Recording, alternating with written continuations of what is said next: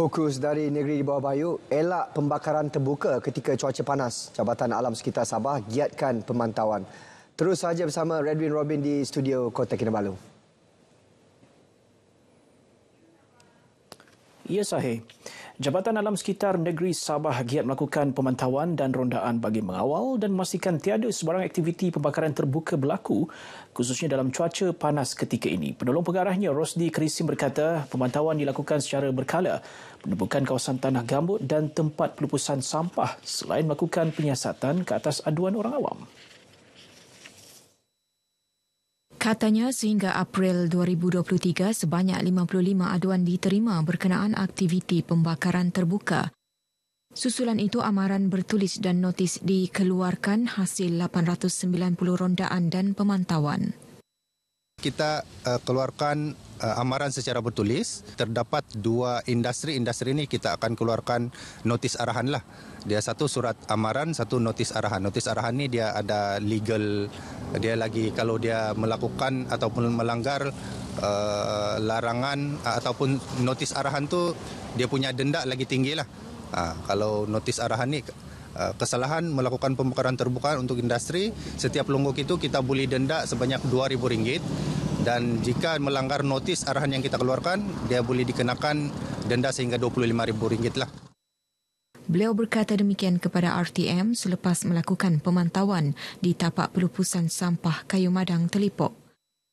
Tambah beliau, pemantauan ini dilakukan bagi mengelak pembakaran terbuka yang boleh menyebabkan jerebu teruk dan mengganggu kesihatan orang ramai. Rosdi turut memaklumkan sehingga 9 pagi tadi, laporan bacaan Kualiti Indeks Pencemaran Udara IPU di Sabah melalui 6 stesen pemantauan kualiti udara mencatatkan bacaan dalam kategori baik dan sederhana iaitu di bawah 50. Orang ramai juga diminta tidak melakukan aktiviti pencemaran udara yang boleh menjejaskan kualiti udara. Program penyelenggaraan tanaman lanskap Dewan Bandaraya Kota Kinabalu DBKK di sekitar Ibu Negeri dilakukan secara berkala bagi memastikan persekitaran lanskap berkualiti, mampan dan beridentitikan Sabah. Kawasan selenggaraan lanskap di bawah Jabatan Lanskap DBKK antaranya ialah kawasan jalan-jalan protokol, Jalan Tun Fuad Stephen, Jalan Tuanku Abdul Rahman dan Jalan Kostal. Kita ada buat jadual berkala yang mana pembajaan kita akan buat secara bergilir setiap bulan, iaitu diselang-seli dengan baja organik dan baja bunga lah. Selalunya sebelum acara perayaan kita akan more on providing itu baja flowering.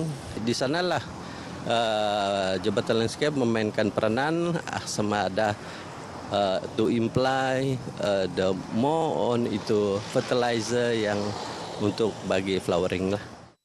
Beliau ditemui RTM ketika program penyelenggaraan tanaman lanskap DBKK di perkarangan Masjid Bandaraya Likas Kota Kinabalu. Secara keseluruhan, lebih 200 kaki tangan jabatan terlibat dalam aktiviti penyelenggaraan.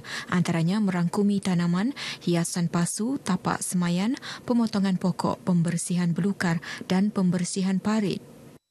Dalam pada itu, arkitek lanskap kanan di BKK Darna Badawi memaklumkan penyelenggaraan tanaman pembangunan lanskap berkenaan dijalankan di nursery di BKK yang menghimpunkan sehingga 24,000 jenis spesies pokok tanaman hiasan. Untuk dekorasi penanaman landscape, kita mempunyai perancangan pembangunan secara keseluruhan untuk jangka masa pendek dan juga jangka masa panjang. Kita kenali sebagai plan induk landscape. Plan induk ini kita buat untuk tempoh 10 tahun punya perancangan pembangunan untuk landscape lah. So based on plan induk landscape, kita akan melaksanakan projek-projek pembangunan landscape yang telah kita reka bentuk. Selain tujuan pembangunan lanskap, tanaman ini juga digunakan untuk hiasan acara rasmi. Pergerakan Pemuda Parti Gagasan Rakyat Sabah, Gagasan Rakyat menubuhkan pertubuhan bukan kerajaan NGO yang dikenali sebagai Skuad Gah Muda. Ketua Pergerakan Pemuda Gagasan Rakyat, Datuk Fairuz Rendan berkata, penubuhan skuad itu akan menjadi platform dalam menyumbang buah fikiran dan tenaga membantu dalam isu mencakupi kebajikan rakyat, bencana alam, kemalangan dan seumpama. Hari ini kami selesai untuk mesyuarat pertama dan seterusnya juga kami hari ini bersetuju dan mengumumkan untuk penubuhan Gamuda. Gamuda ini adalah satu NGO yang di bawah Pemuda Gagasan yang akan bergerak sebagai NGO membantu rakyat di luar sana dari segi kebajikan, kebakaran dan sebagainya. Ini kita sudah umumkan dan pendaftarannya pun sudah sedang berjalan. Beliau berkata demikian dalam sidang media di Ibu Pejabat Gagasan Rakyat Alam Mesra Kota Kinabalu. Jelasnya Gamuda yang menyasarkan penyertaan dalam lingkungan umur 18 hingga 40 tahun telah menerima kira-kira 300 borang permohonan dan bakal dilancarkan sebelum hujung tahun ini. Baik, sekian perkembangan berita dari Sabah. Berita seterusnya kita kembali bersama dengan Sahi di Angkasa Puri. Sahi, teruskan. Terima kasih, Redwin Robin.